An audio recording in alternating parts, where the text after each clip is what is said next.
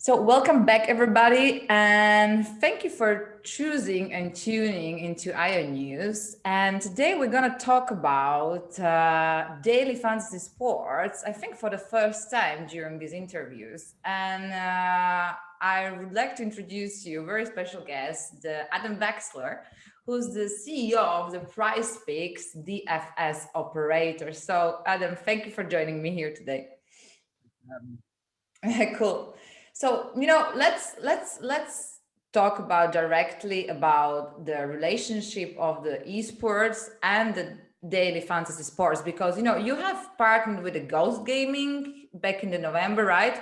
And with Atlanta Braves and the Miami Marlins early last year.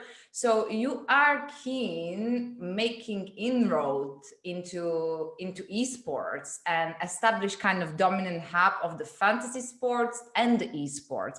So Adam, can you tell us more about this vision?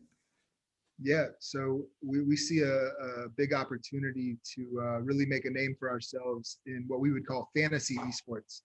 Um, Essentially in the States, esports is not a very popular item with the betting operators.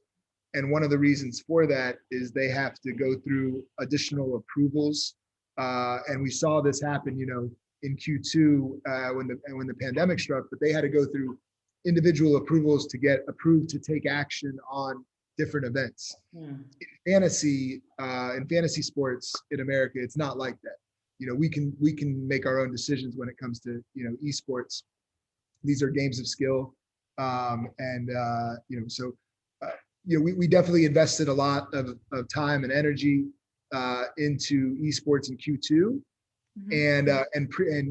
Very conveniently, we had previously, our original professional league partnership came with an esports league called the Smite Pro League.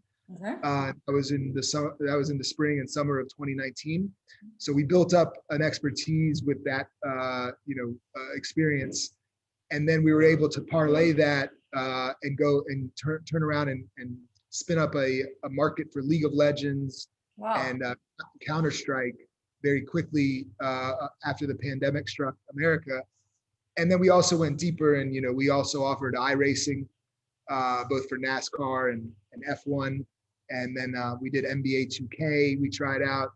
And then this year, we've got some exciting plans to go deeper with new titles such as Rocket League, Valorant. We're excited about what the future's gonna hold. But the fantasy is very, as you said, established in traditional sports in the US. So the question is how you will break into the esports mainstream. I mean, it's a bit different than it was used to, right? Yeah, obviously there's a lot of people that tune in to these games, to these matches, and I would say it's a younger audience. And they have maybe less disposable income than traditional sports, but I would say they're quickly, getting older. And what we've gathered is that it's a fairly, educated audience, and they tend to, be in good jobs, and before we know it, over the next handful of years, they're going to have money to put towards their predictions. And that's a place where we want to be, in the future. Exactly. I mean, the DFS appeals to the video game generation better, right? We can say. But the thing, there is this never-ending debate about daily fantasy sports, if they are the game of the skill or the chance. So can you put the record straight, and what's your opinion on that?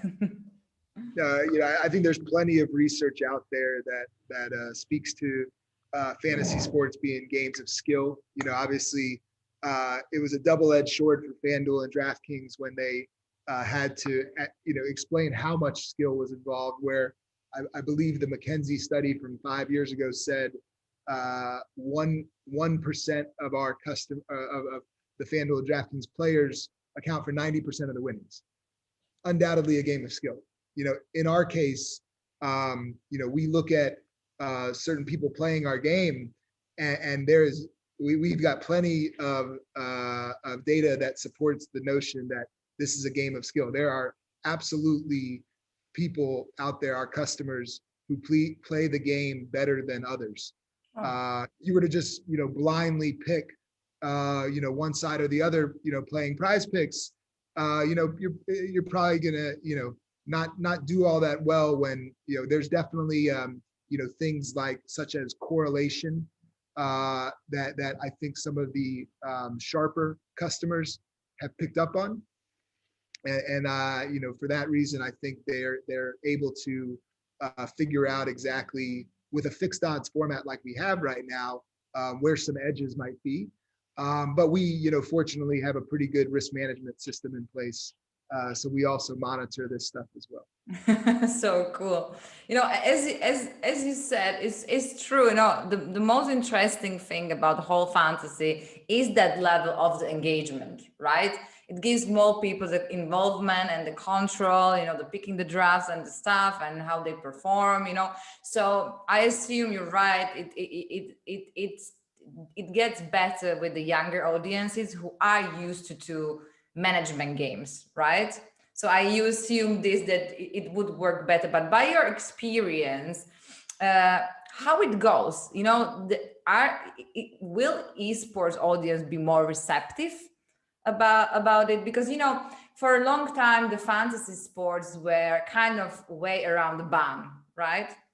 But now with the whole legalization of the sports betting, the fantasy has to kind of compete, in own terms with sports betting. So will the esports audience be more receptive? Because, it's kind of more difficult to convert the traditional sports bettors. So, the notion that fantasy and betting are competing is a bit overblown in my opinion, especially as of right now, because the fact is online sports betting is only available to about 20 to maybe 25% of the US population this second, whereas fantasy contests, real money fantasy contests, can currently be available to up to 95% of the US population. Now, we personally, at the moment, are currently serving a little over 60% of the US population.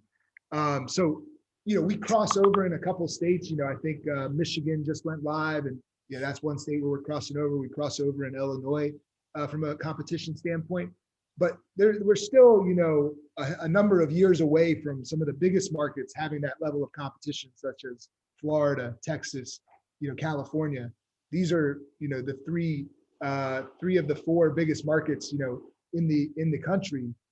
So as long as we can, serve those without that competition, we definitely have a significant leg up. But when the competition does come to town, we think that our, product is pretty unique.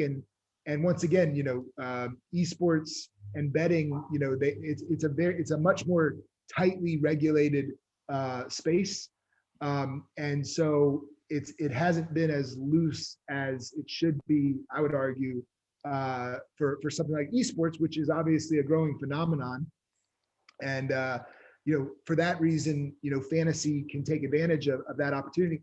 And the other thing I would point out is that in most betting jurisdictions that have legalized, it's 21 years old and up.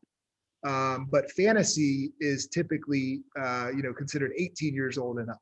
So very conveniently, with the demographics of esports, we often, even when sports betting legalization comes to the state, we still have the opportunity to get in earlier with these individuals, maybe when they're college age or at their university.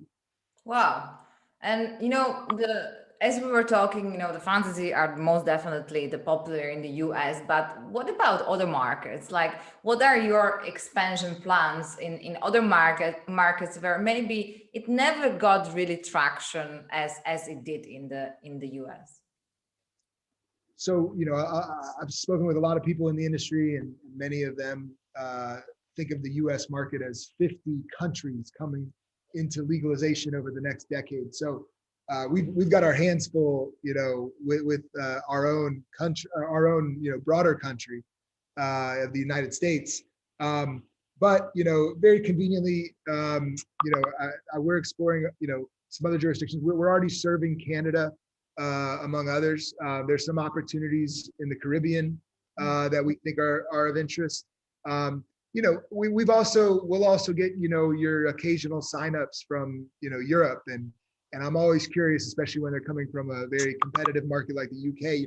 Why are you so interested to sign up for a product like ours? But at the end of the day, our product is fairly unique because the great majority of traditional sports books they lead with team-based bets, and obviously our game as it stands right now is all about player predictions, and that is something that is very custom to the US market that I think is over time going to permeate through around the world. So I think we're positioned in a pretty good spot for the future. Very cool. And the whole, can you tell us, because I would be very interested to know the DFS customer profile, like by by far, your regular customer, who is he? Or she. Or she. I was a bit pleasantly surprised to see, if I was just to take a wild guess before we actually ran the numbers, I would have, or at least before we got PrizePicks off the ground, I would have said, the female representation would have been, sub 5%, but it's actually around 7 to 8% for us. Obviously predominantly male. In our case with PrizePicks, the brand, we go after an audience that has disposable income. So we've always had minimums in place. And part of the rationale there is, we always saw an opportunity to provide best in class customer support, what we call member relations.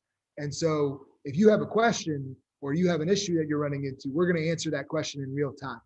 And that's something that is not very common, at least across America, with betting or fantasy.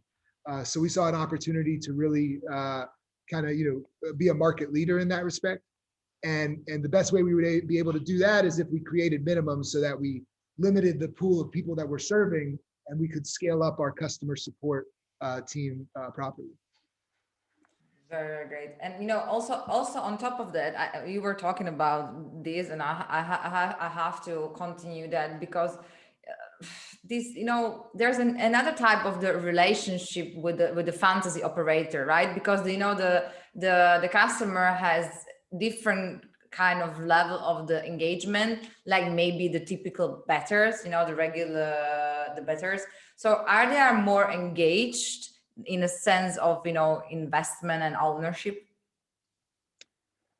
Yeah, in fantasy, I especially in the American market, we are a market that loves.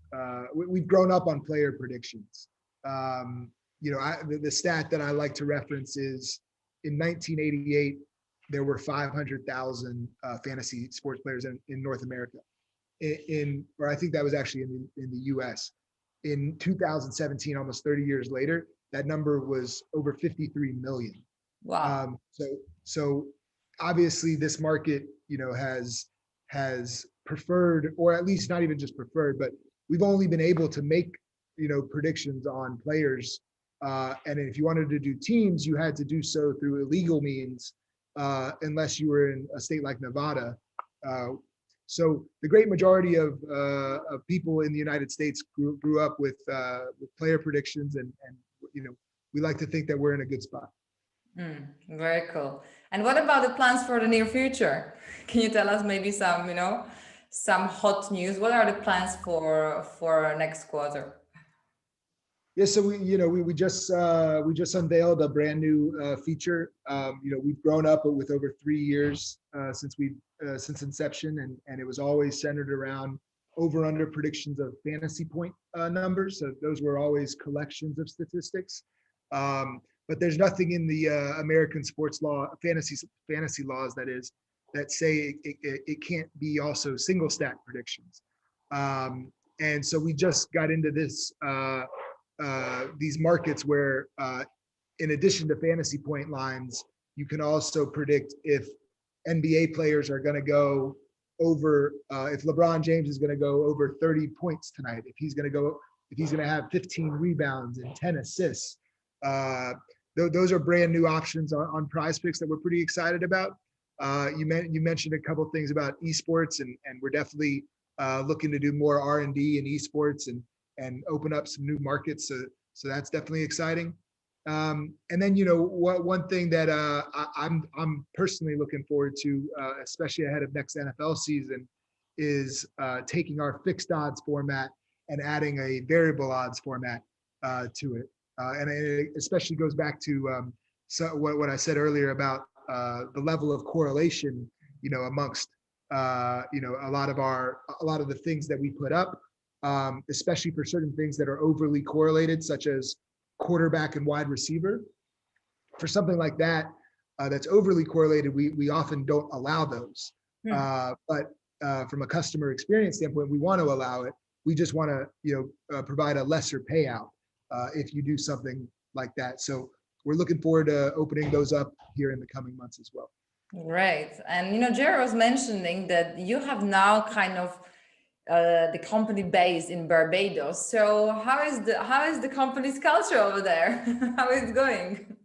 I wouldn't say the company's based in Barbados. The company's still based in Atlanta, and we will always be based in Atlanta. We take great pride from being out of the state of Georgia.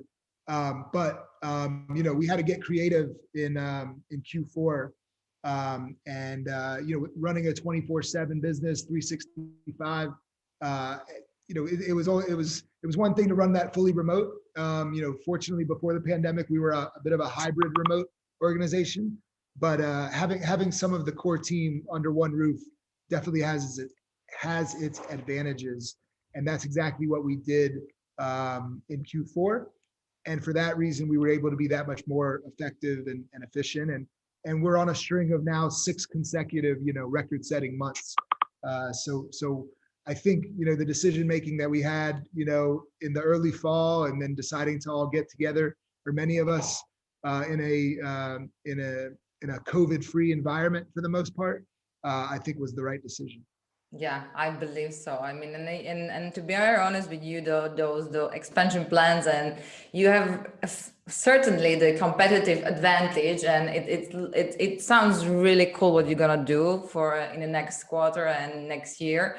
So I really believe that you're gonna become, huge competitor to those, mainstream DFS operators. So I wish you luck, and Adam, thank you so much for being here today and give us a bit, insights to DFS and a whole that world. Sure thing. Thanks for having me. Thank you, Adam. Have a nice day.